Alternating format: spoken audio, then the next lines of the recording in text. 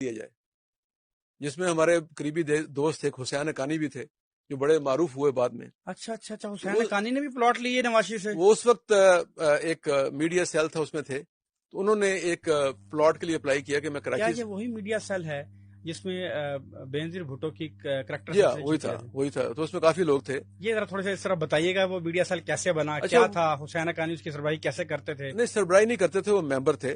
اچھا، تو سربراہی کون کرتا تھا؟ اس میں سراج منیر صاحب تھے جو فوت ہو گئے، مشہور دانشور تھے. ان کے دفتر میں جو جی او آر سے باہر اقبال وہ تھا انسٹیٹیوٹ، یہ کیا تھا جو باہر بالکل بنا ہوا تھا، تو اس میں کچھ لوگ اکٹھے ہوتے تھے. اس میں صحافی بھی تھے، ریٹائرڈ پولیس افسر تھے. کون سے صحافی تھے اس میں؟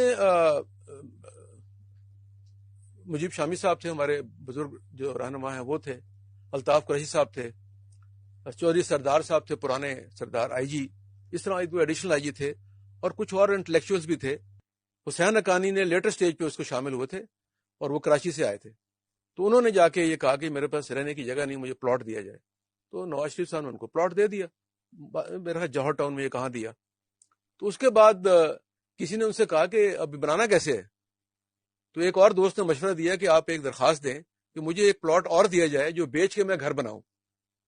تو پھر انہوں نے ایک درخواست اور پیش کر دی، جس میں انہیں وہ پلاٹ بھی مل گیا، اور انہوں نے وہ دونوں پلاٹ بیچ کے گھر نہیں بنایا.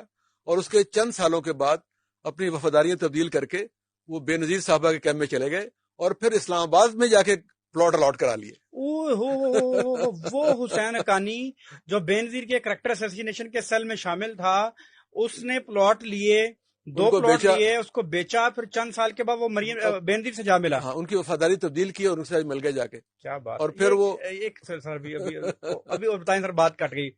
کیا بات ہے سر، پھر آگے کیا ہوا سر؟ اس کے بعد پھر وہ وہاں پہ رہے، اور وہاں پہ انہوں نے پھر اسلام آباد میں گھر بنا لیا بہت اچھا. پھر وہاں ازدواجی زندگی نئی شروع کر دی، اور پھر آہستہ آہستہ وہ بے نظیر صاحبہ اور زرداری صاحب کے بہت قریب ہو گئے. اور پھر اس کے بعد آپ کو علم ہے کہ وہ کیا واقعات ہوئے. وہ سارے تو واقعات. اچھا یہ بتائیے گا